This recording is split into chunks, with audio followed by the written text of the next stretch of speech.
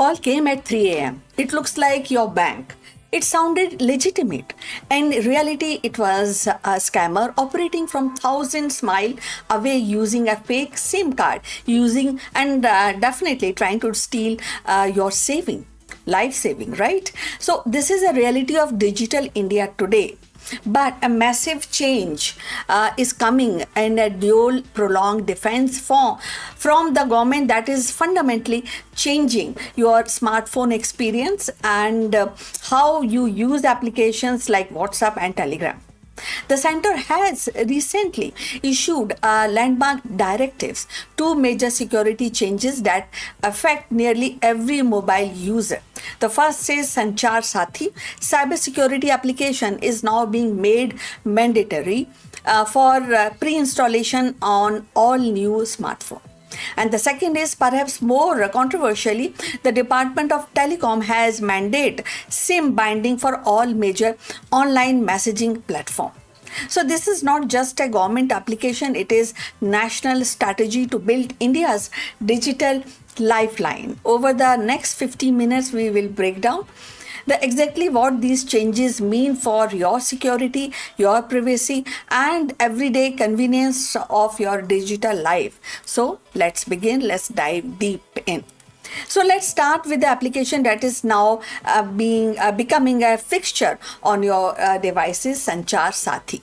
The name translates to communication companion, and it is core mission is simple: to empower you against telecom related fraud. For years this was a web portal, but now the new directives actually it has become a mandate, and it will be baked into the phone itself, often non-removable, and to ensure the widespread adoption and continuous protection. The most powerful feature is called Chakshu, that means eye, and this is a direct reporting tool for suspected fraud communication. If you get suspicious calls, SMS, or even WhatsApp messages impersonating a bank or police official, or even DOT representative for KYC update, you can report it instantly. And crucially, the system use the collected data of millions of users and employing artificial intelligence and machine learning to analyze these patterns. The government has already used this data to disconnect millions of fraudulent connections and block thousands of suspected devices. So next is to know your mobile connection service, also as TAF COP. So many times you are given Aadhaar, you give actually Aadhaar card copy for new SIM. The scammer exploit this and obtaining multiple SIMs in your name without your knowledge. This tool allows you to log in, see every single SIM card registered under your government ID, and instantly report any unauthorized number. So that is something which is crucial, and that has actually on the way of change. This closes a massive loophole and that criminal use for impersonation and illegal activities. The third crucial feature is CEIR, or Central Equipment Identity Register. So losing your phone is terrible, right? So, but the risk of misusing even worse. So though the Sanchar Saathi, you can immediately report the lost or stolen device using its IMEI number. Once reported, the device is blocked across all Indian telecom network, making it useless to a thief. So if somebody tries to activate it, the system alert the authorities, and increasingly chance of definitely recovering the phone. The finally application also allows you to verify the genuineness of your mobile handset using IMEI, and this is crucial for curbing the black market of counterfeit phones and ensuring every device in the network is legitimate. So the Sanchar Saathi application isn't just bloatware, it is an active citizen-driven security shield. So it turns your phone into a tool for national cybersecurity, using your report to clean up the entire telecom ecosystem. But the government isn't stopping at this level or at the device level only. So they are now going to deep into the application you use every single day. And this brings us to the second more impactful change, that is mandatory SIM binding. Until now, your favorite chat application worked on one-time verification model. And you put in your SIM and got an OTP and logged in. But after that, you could take the SIM out and put it in a drawer, and the application would continue working fine over Wi-Fi. This is a loophole in the Department of Telecom in aggressively closing, and they were classified that these messaging platform as a telecommunication identify user entity, bring them under a new cybersecurity regulatory framework. So the new rule effectively will be effective in 90 days, and that is definitely becoming mandatory for having a SIM binding. So this means that your messaging application, be it WhatsApp, Telegram, Signals, or other must be continuously linked to the SIM card and registered account. In simple terms, you remove or deactivate the registered SIM card, your messaging application will stop working. So the primary reason is traceability. People can trace your being and your mobile, and combating the cross-border cyber fraud. Criminal often procure SIM using fake ID, register or WhatsApp account, and then remove the SIM.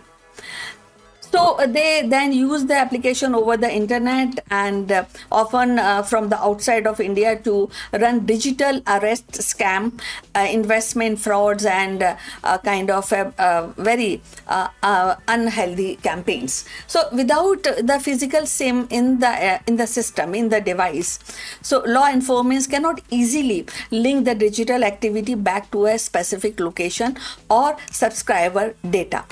So SIM binding restore that critical link, ensuring every fraudulent session is tied to a variable SIM card. So we can verify also in this process, and that is crucial. So the policy extend to multi-device use as well, and the DOT is also mandating that the campaign web services like WhatsApp, web and must log out automatically and periodically, specifically not later than every 6 hours. This means you will have to be authenticate via QR code, and that will be more frequent. And this tackles the risk of unattended browser session being hijacked or exploited by criminals. So while the security goal is clear, and this is mandate introduce a friction of legitimate user.